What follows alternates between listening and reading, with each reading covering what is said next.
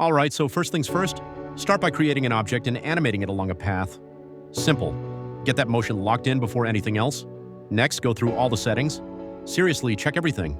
Mess around with them to get different looks. This is just how I like to do mine, but you can tweak it however you want.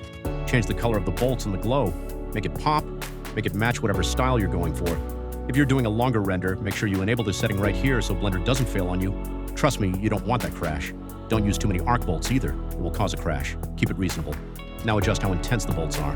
Then set your thickness range, brightness, dial all that in until it looks right. After that, click Set up Flash Trail, then hit Bake Trail Animation, and boom, there you have it, Flash Trail.